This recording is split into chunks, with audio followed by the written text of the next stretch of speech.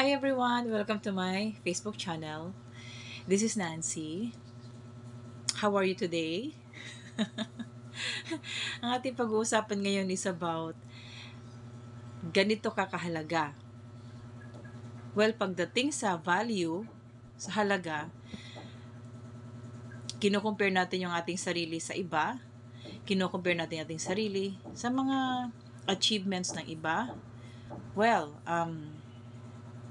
hanggang sa dumating yung panahon na na-depress na tayo, tapos feeling natin, wala tayong silbi, yung ganon.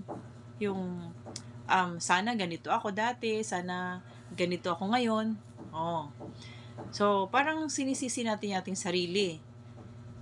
At inisip na natin, nag-self-pity na tayo, na hindi na tayo kapakipakinabang. Ayun. Wag natin kakalimutan. Siguro naalala nyo or narinig nyo na sa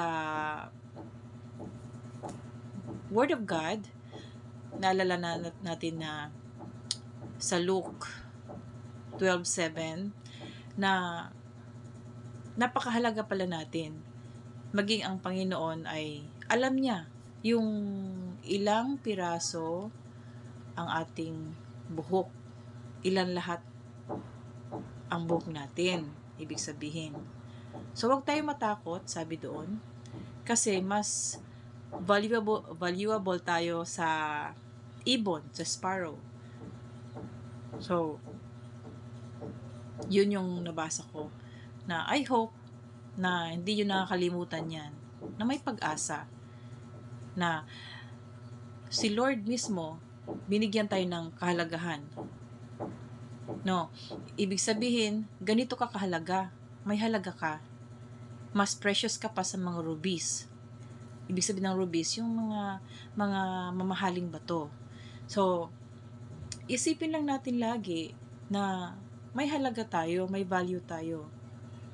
Kung naranasan man natin yung broken-hearted tayo, inalimura tayo, naging, kumbaga na-experience natin yung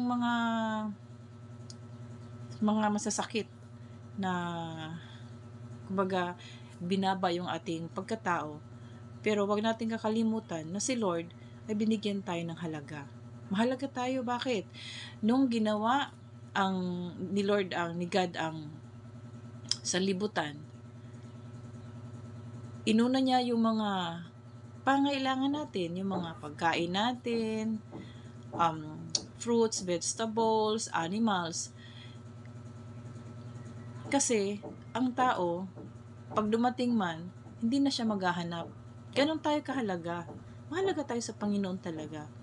Inuna niya lahat ng mga pangailangan natin bago tayo ginawa, bago tayo dumating dito sa mundo, si Eva at saka si Adan. Kasi, alam mo naman yung tao, mareklamo yan. So, alam ni Lord na kailangan, unahin mo na yung pangailangan natin. Doon pa lang, di ba? So, malalaman natin na gaano tayo kahalaga, kaimportante sa Kanya. Kung ganito tayo binigyan ng kahalagahan sa buhay natin. So, kung nag-iisip kayo ng mga negatives hanggang sa dumating na kayo na gusto nyong patiwakal or sirain na lang yung buhay nyo dahil wala na kayong halaga, no, wag naman ganun. Isipin natin na nandyan si Lord na nagbibigay sa atin ng halaga. Mahalaga tayo sa Kanya. Na ang book natin, alam niya kung ilan yan. Doon natin malalaman na gaano tayo kamahal ang Panginoon. Magtiwala lang tayo sa Kanya. By the way, sa mga ngayon lang nakakarinig sa aking topic, mahal kayo ni Lord. Kailangan nyo lang lumapit sa Kanya. Tanggapin nyo siya bilang inyong tagapagligtas. Papasukin nyo lang si Lord, si Jesus Christ sa puso nyo, at siya nang maghari sa inyong buhay. Hayaan nyo si Lord Jesus Christ ang maghari sa inyong buhay. Kasi siya lang yung nagbibigay sa atin ng peace of mind, siya nagbibigay sa atin ng comfort, ng real comfort sa ating buhay. So, I hope na huwag kayong mag-iisip ng wala tayong halaga.